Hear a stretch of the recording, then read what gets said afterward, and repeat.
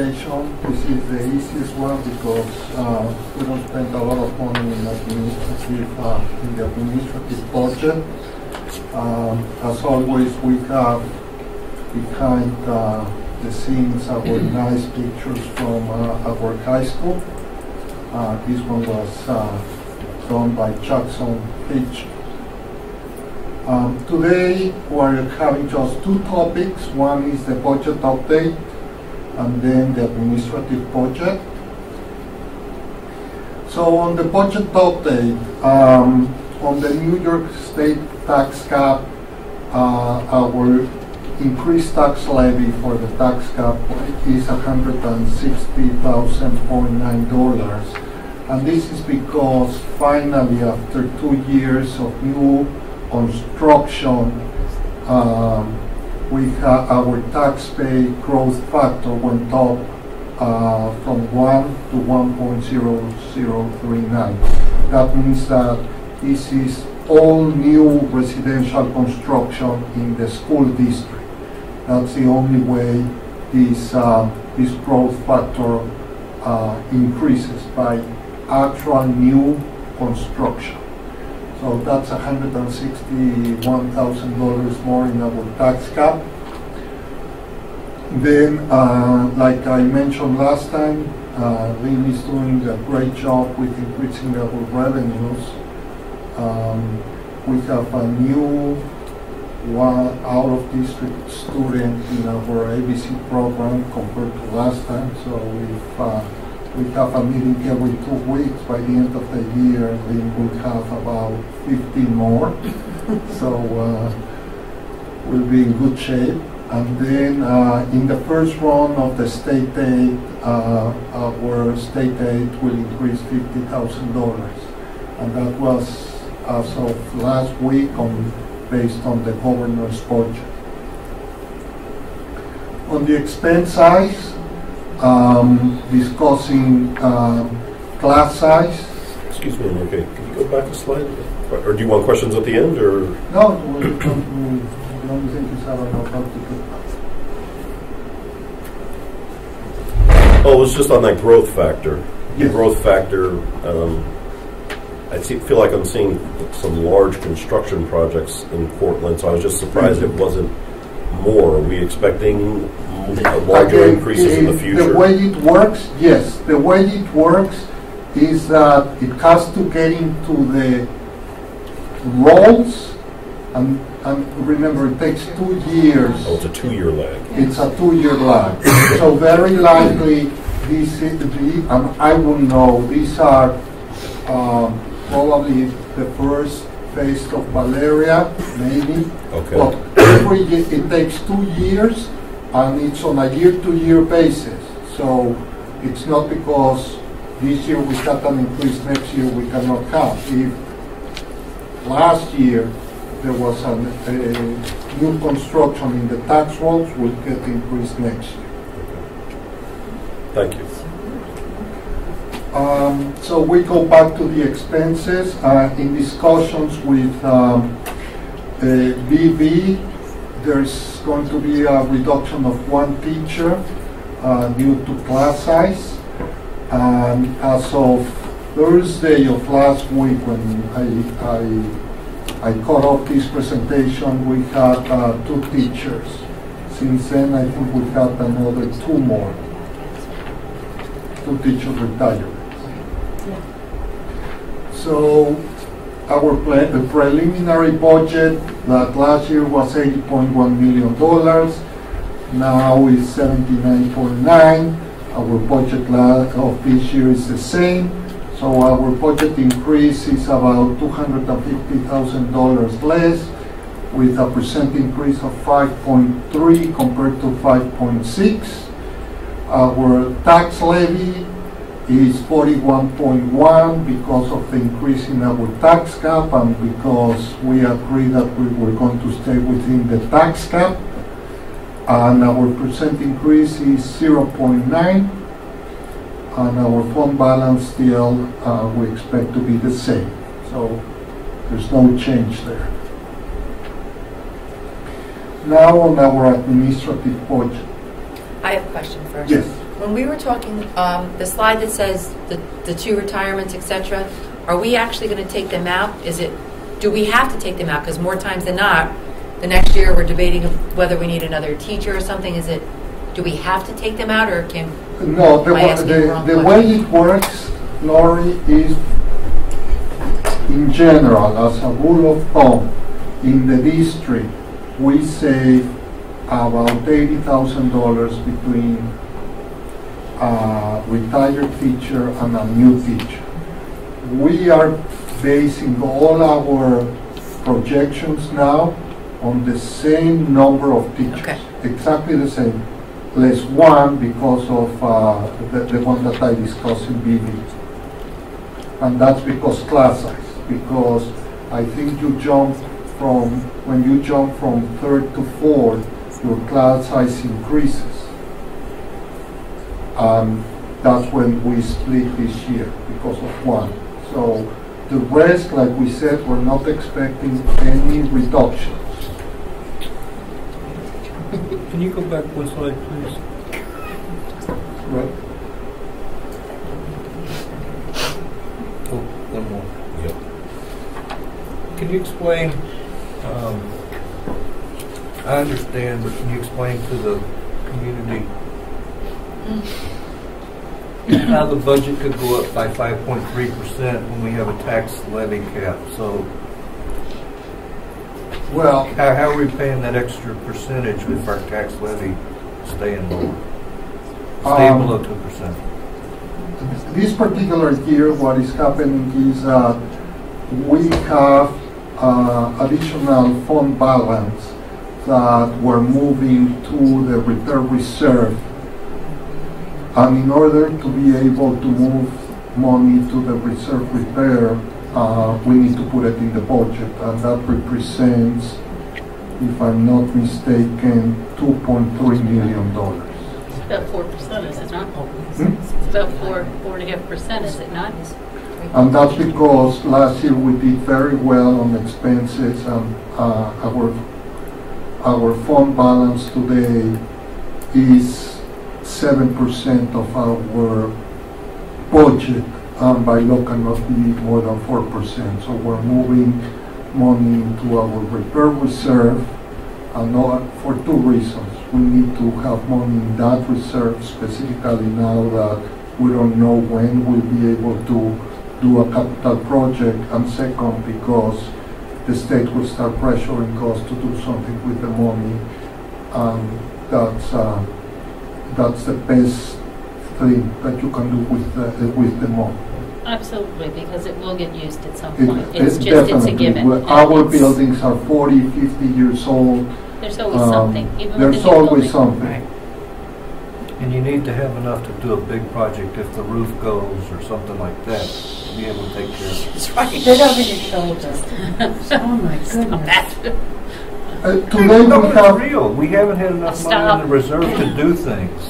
Today we have about $350,000, so this will be very good, and you'll see that also our budget in facilities is going down this year because we can use some of the reserve money.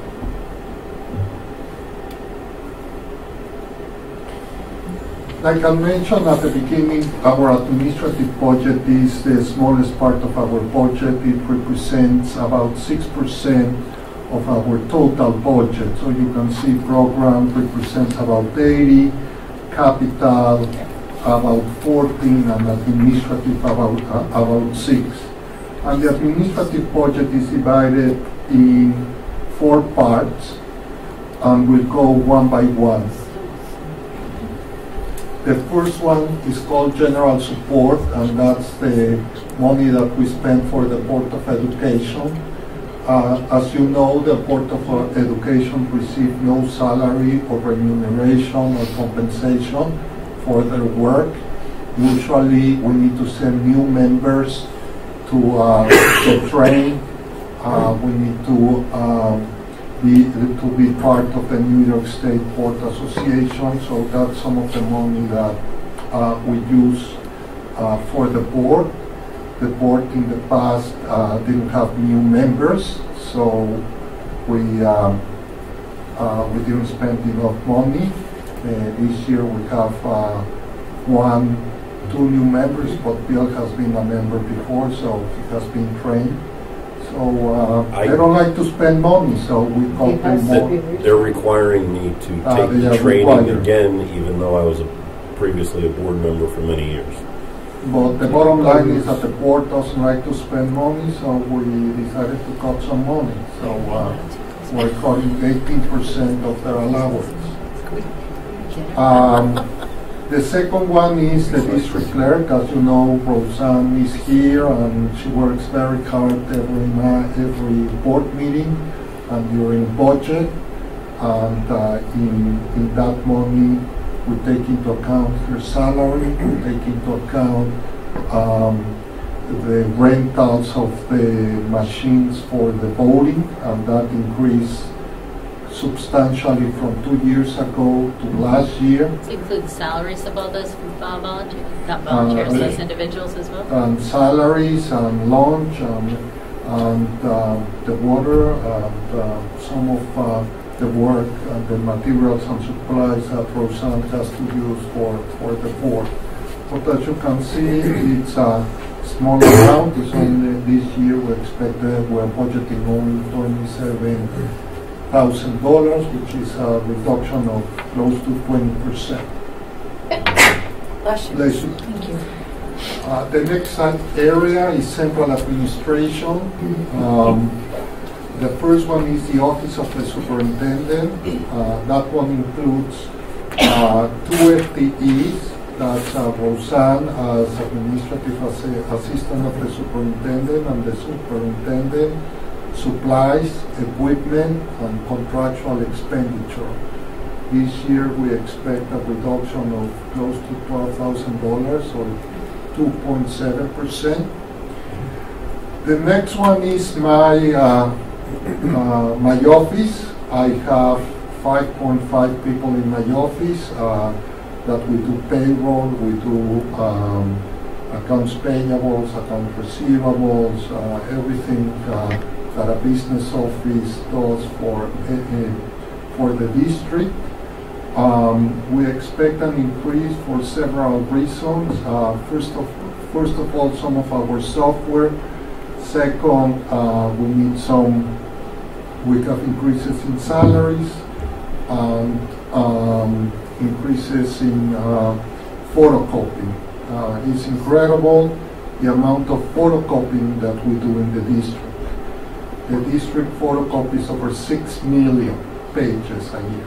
6 million. The next one is treasury and auditors. We have treasurer. The salary of our treasurer is a stipend. We have our auditors. We have our internal and external auditors. And also we need to pay the city of Peekskill for tax collection. The total amount for this part is $1.26 million, which is an increase of $8,000 or 0.7%.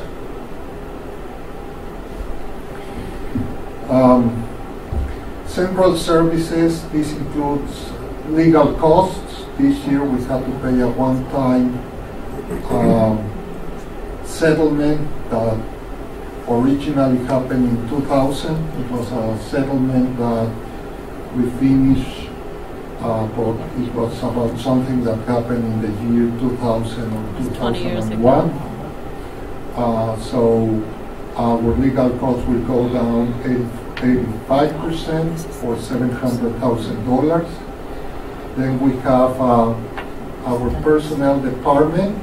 We have 2 persons. Matthew, the whole salary of Matthew is in this account code. Matthew has an administrative assistant, and also we have materials and office supplies that we're cutting. We have a decrease of $24,000 or 7%. Then we have public relations. The salary that we pay Karen through BOE is in Joe's, in the superintendent's account code.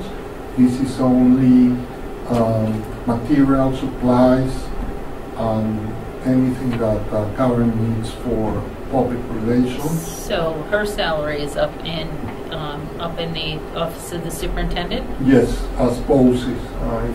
If we go back, here we have it. All right.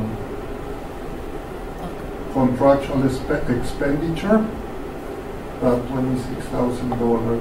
I'm sorry, no, it's part of from BOCES. I'm sorry, she comes to BOCES, so it's part of this BOCES account. Did you say we had 6 million photocopies a year? Yep.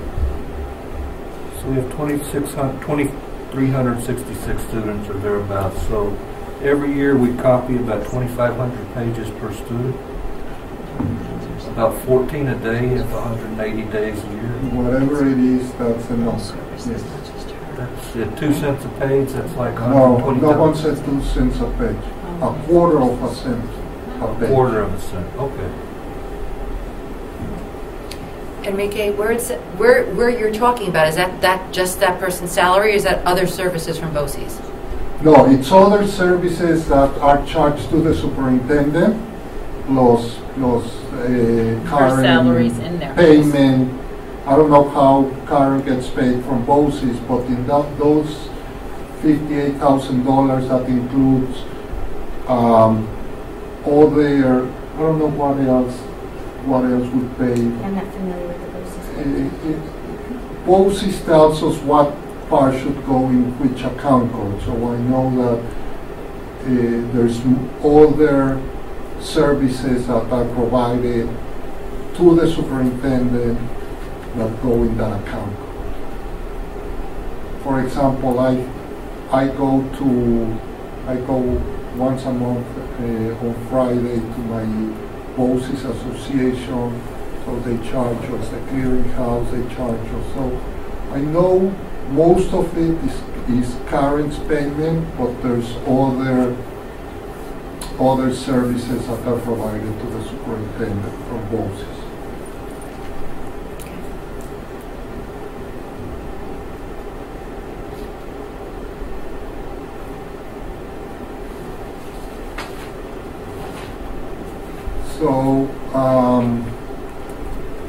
So that's the 17,000 that it's mailing, paperwork, etc. Then our administrative fees that we have to pay BOCES, that's an increase this year of 6.6%.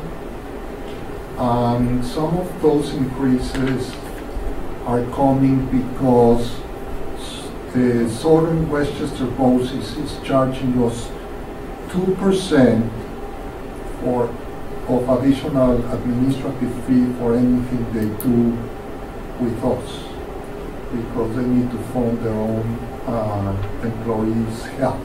So we fought, but we So lost. we're funding them. So we're funding them now. According to them, it's proportional to the amount of money that we use of them, specifically the RIC, that we don't use anything, and other things. Is that just curiosity? How much latitude would you have to push back on those expenses? Is there any, or are they just pretty much proposed to you?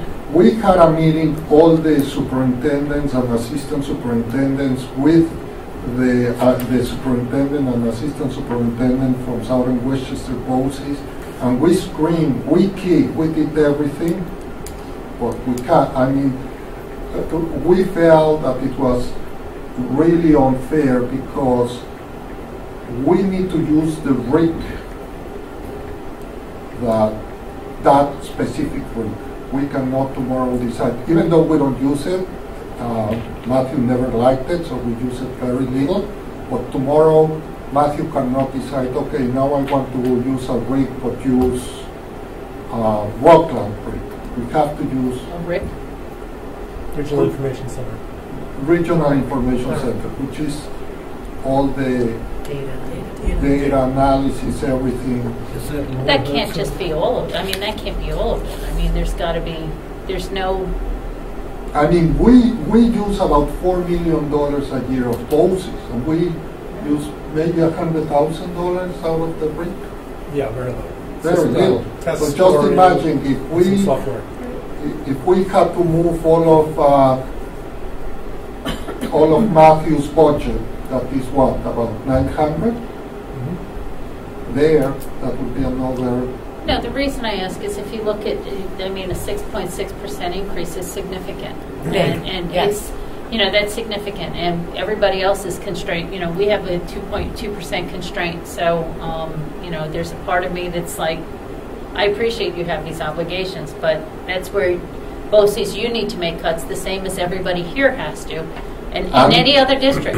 And unfortunately, again, I'm not saying that all, but most of the increase is not our BOCES, it's South and Westchester BOCES.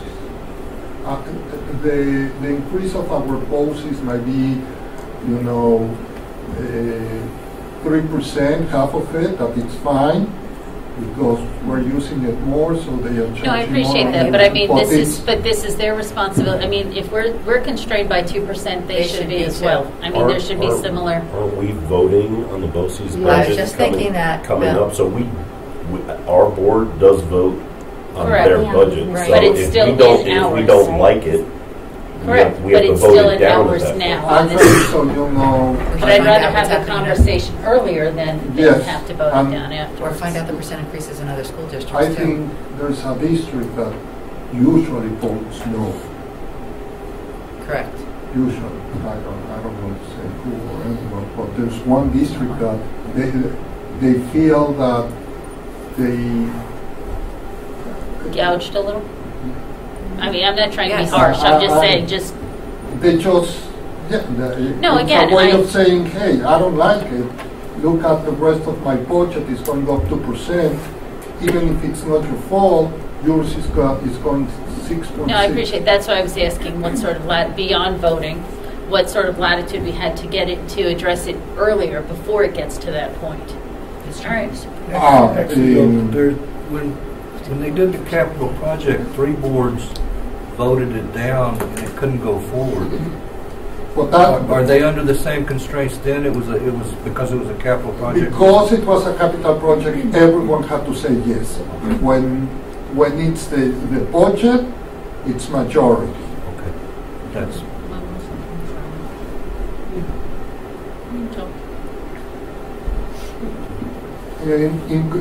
This is the biggest part of the administrative budget, and we have first the Office of the Executive Director, and again we have 2 people. We have the Executive Director and her assistant, administrative assistant. Then we have strategic planning. Then we have the part of curriculum and development that is increasing a little bit. And finally, we have school building administration. And this represents all our principals, assistant principals, and secretaries that work with them. So there's 24 people. These do not include Lynn and her team because the board likes to see that money in the special education area. When I present to the state my numbers, I need to add them in this area. But for the community and the board, I put it in another area because you always like to see what's the total cost of our special education budget. So Lynn, her 2 assistant directors, and her 3 secretaries that I have to, when I send my budget to the state, they have to be here, but for the board and for our presentations, we're putting them in Lynn's budget, so we don't double count. I don't like to double count.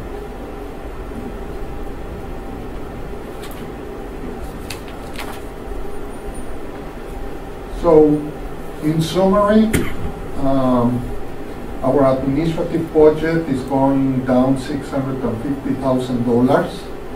If you take into account that $700,000 was because of a one-time payment, without that one-time payment, our administrative budget would have gone up $50,000.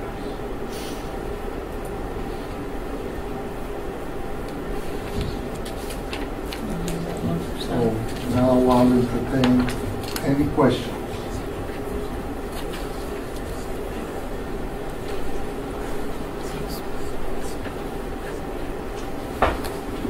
Any questions? Actually, Come on. excellent presentation. Thank you. Thank you.